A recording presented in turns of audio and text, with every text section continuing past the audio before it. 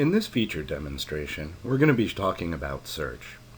SharePoint is a repository for many kinds of data, both structured and unstructured data. Structured data is data that lives in line of business systems such as SAP, CRM, SQL, and unstructured data is usually information that can be found on a network share like Word documents, Excel files, or PDF documents. In order to provide the information worker with a quick means of locating the content that's of interest to them, SharePoint has provided two methods of search in the site collection. And we're going to go through and show you those two methods of search and how they work. So I'm going to open up my site collection here. And the first method of search is called the basic search.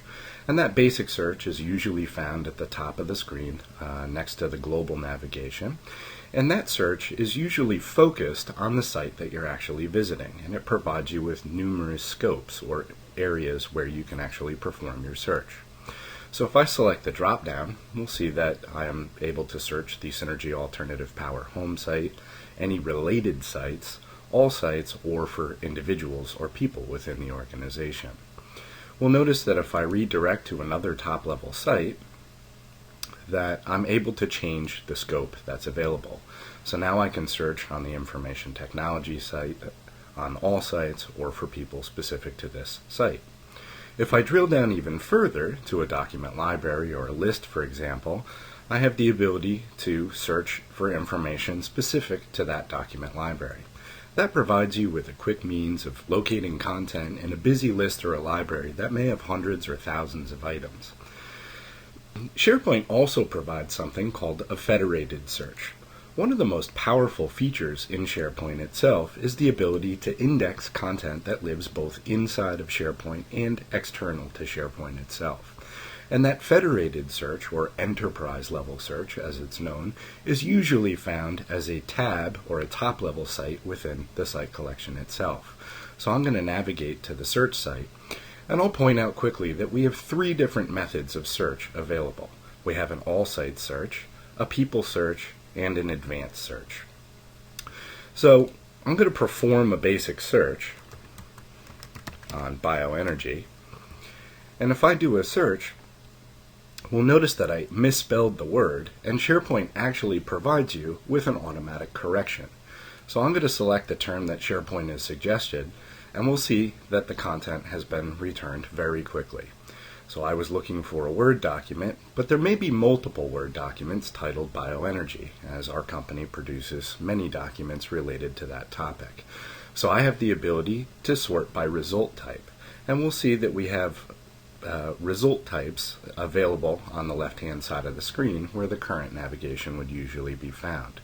So I can select Word, and now I can see that the bioenergy document that was in the top of the results is the only Word document available that contains the word bioenergy.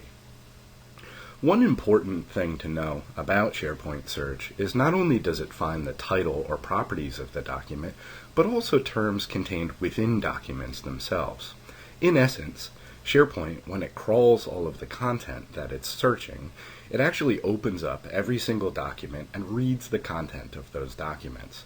So if the word bioenergy is found inside of a document someplace, those search results will return when you run that search.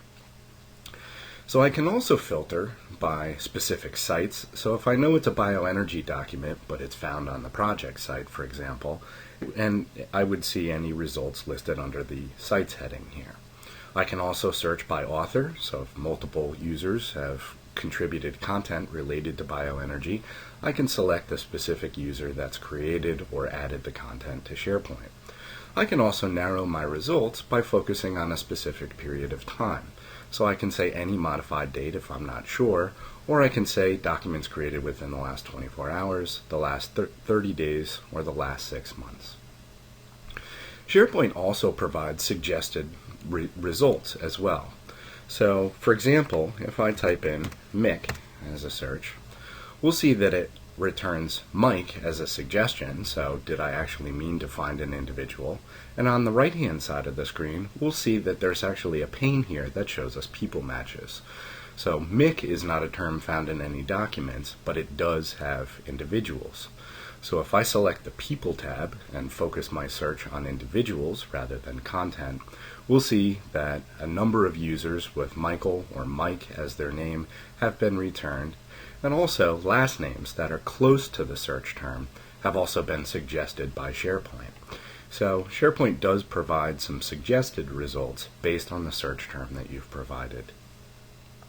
One of the new features of SharePoint 2010 is that it supports Boolean operators.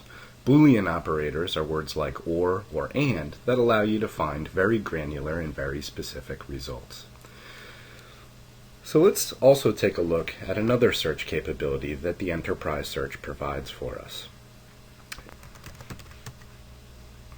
If I search for a term that doesn't return any results, I have the ability to go into search options and I can find either individuals or information based on advanced selections, such as metadata terms.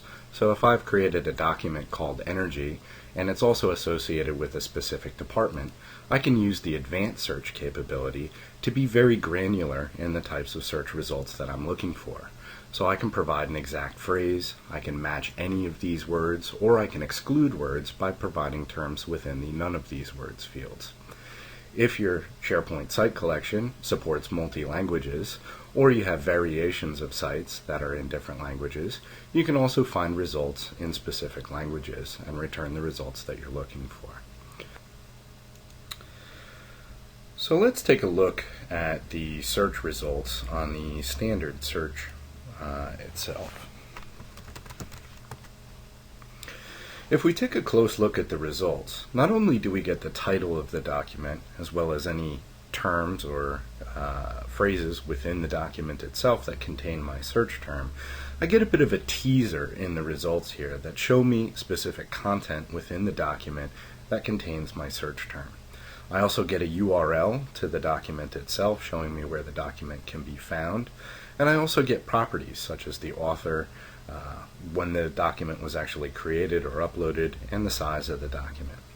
I also have the ability to view any duplicate documents, so if this renewables document is found in multiple locations, it will actually show me where those locations are and how many versions of the document there are.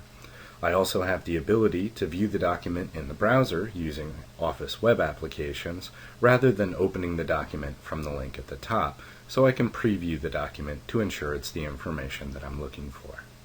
That concludes the demonstration on the two forms of search in SharePoint, both the basic search and the enterprise search, and I thank you very much for your time.